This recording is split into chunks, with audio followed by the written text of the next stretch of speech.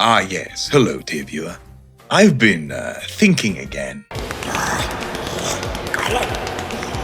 And I sort of thought that I haven't thrown in my 2 cents about the ODIN yet, and I feel that now is the time. Now that the dust has settled before it's about to be riled up again before the big sale. To of course take a moment to slander it. The ODIN! Why? Before you will be allowed to continue to watch this video, you are required to write a 999-word essay in the comments below to show that you are, indeed, a very good boy. Otherwise, you prove to me that you're not worthy of watching one of my masterpieces. I'll wait.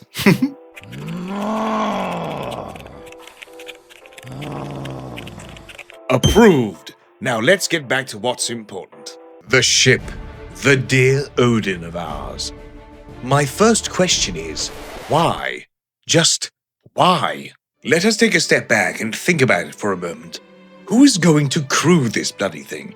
The amount of people required to properly man these kinds of vessels is beyond me, with only the largest orgs being able to man them, and even then, they will likely struggle to man other ships. This will of course depend on which orgs we are talking about, but still, my god.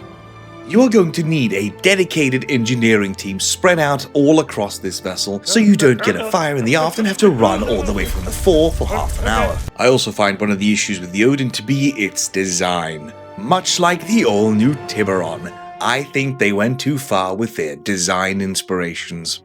This ship is of course now well known for looking like the Space Yamato, and it really just looks like a World War II battleship in space. Star Citizen wears its inspiration on its sleeve, it being Wing Commander and Freelancer, which were inspired by Star Wars, which is in essence World War II in space, and it does track when it comes to the general feeling of dogfighting with the pseudo-atmospheric flight characteristics we experience. But this ship took the World War II aspect way too far.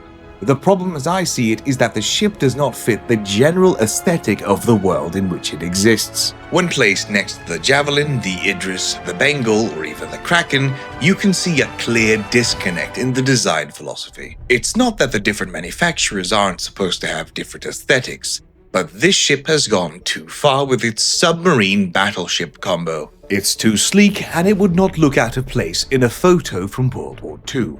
Don't believe me? Look for yourself.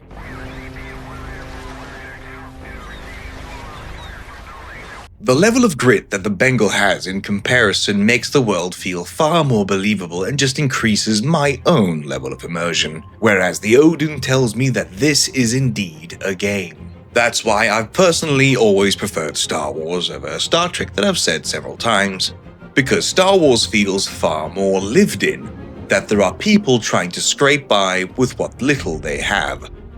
Whereas in Star Trek, everything is clean, nice, and everything gets whatever they want. It's a utopia. 500 cigarettes. I do like some of the movies, but overall I can't get as immersed or engrossed in the stories because of the cleanliness. Ugh. Halo also went into that super sleek and clean design language for humanity, and that also turned to shite. No, don't do it. I'm a virgin. Okay.